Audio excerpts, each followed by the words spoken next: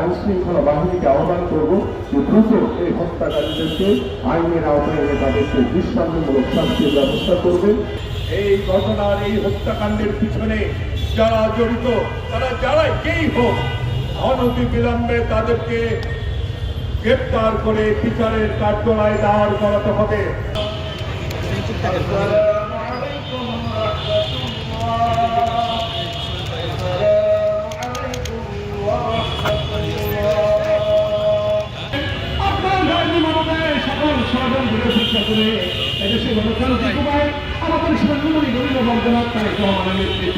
বাংলাদেশ জাতীয়তাবাদী দলকে নিয়ে দেশের গণতন্ত্র প্রতিষ্ঠা করতে পারে সেই কাম করে দিন। আর আপনারা এই দেশের জন্য তাদের হাতে এই দেশ আল্লাহ তাদেরকে এই রাষ্ট্র পরিচালনা করার জন্য আপনি কাম করে দিন। আমরা খুব দৃঢ়ভাবে বলতে চাই এই অন্তর্বর্তীকালীন সরকার আপনারা আইন শৃঙ্খলা নিয়ন্ত্রণে রাখতে ব্যর্থ হচ্ছে। আমি আপনাদের কাছে আহ্বান করি যে আগামী 24 ঘন্টার ভিতরে আমার ভাই সহযোদ্ধা এই মুসাফিরের যারা হত্যাকারী তাদেরকে আইনের আওতায় এনে তাদেরকে গ্রেফতার করে দৃষ্টান্তমূলক শাস্তির ব্যবস্থা আপনারা করবেন। তা না হলে বাংলাদেশের মানুষ এখন ঐক্যবদ্ধ হয়েছে, বাংলাদেশের মানুষ এখন অনেক সচেতন।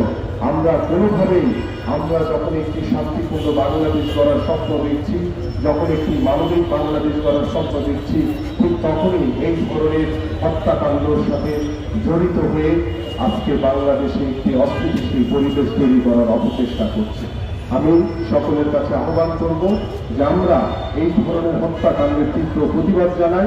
এই ধরনের হত্যাকাণ্ড যাতে আমার এই বাংলাদেশের প্রিয় মাতৃভূমিতে না হয় আমি সকলকে সতর্ক থাকার জন্য আহ্বান করছি এবং আইন শৃঙ্খলা বাহিনীকে আহ্বান করব যে দ্রুত এই হত্যাকারীদেরকে আইনের আওতায় এনে তাদেরকে দৃষ্টান্তমূলক শাস্তির ব্যবস্থা করবে এবং আমরা আমাদের এই প্রিয় ভাই মুসাফিরের পরিবারের প্রতি সমবেদনা জানাই এবং আমরা দোয়া করি আমার এই প্রিয় ভাই মুসাফিরকে যাতে আল্লাহ পাক জান্নাতের উচ্চ মহান দান করে। শত প্রতিকূলতার মধ্যেও স্বৈরাচারের বিরুদ্ধে মিছিল হয়েছে, যে মিছিলের নেতৃত্ব ছিল মুসাফির। যখন কেউ কথা বলতে পারেনি একজন দাঁড়িয়ে কথা বলেছে, তার নাম মুসাফির। যখন কেউ কোনো কর্মসূচি ঠিকমতো পালন করতে পারে নাই পরিস্থিতির কারণে, তখন একজন রাজপথে মিছিল নিয়ে সেই কর্মসূচি সফল করবার জন্য জীবন মৃত্যুর সন্ধিক্ষণে বারবার গিয়ে তার সাহসের ঠিকানা দেখিয়েছে, তার নাম হচ্ছে মুসাফির। সেই মুসাফিরকে তা পরিস্থিত ভাবে হত্যা করা হয়েছে। কি ভাষায় জানাবো আমার মুসাফিরের সাথে আমাদের যে সম্পর্ক, এই সম্পর্ক রাজপথে তৈরি হয়েছে।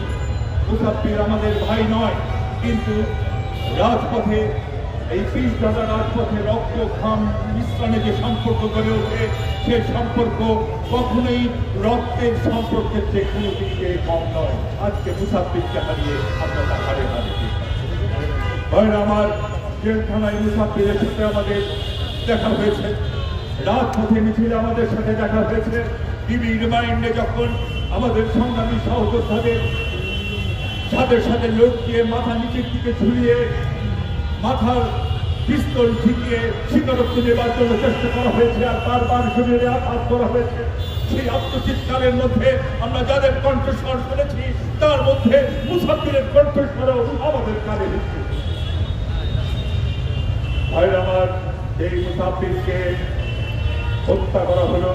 আমরা এই ঘটনার তীব্র ভাষায় নিন্দা জানাই এবং অনতি বিলম্বে এই ঘটনার এই হত্যাকাণ্ডের পিছনে যারা জড়িত তারা যারাই যেই হোক অনতি বিলম্বে তাদেরকে গ্রেপ্তার করে বিচারের কাঠগড়ায় দাঁড় করাতে হবে।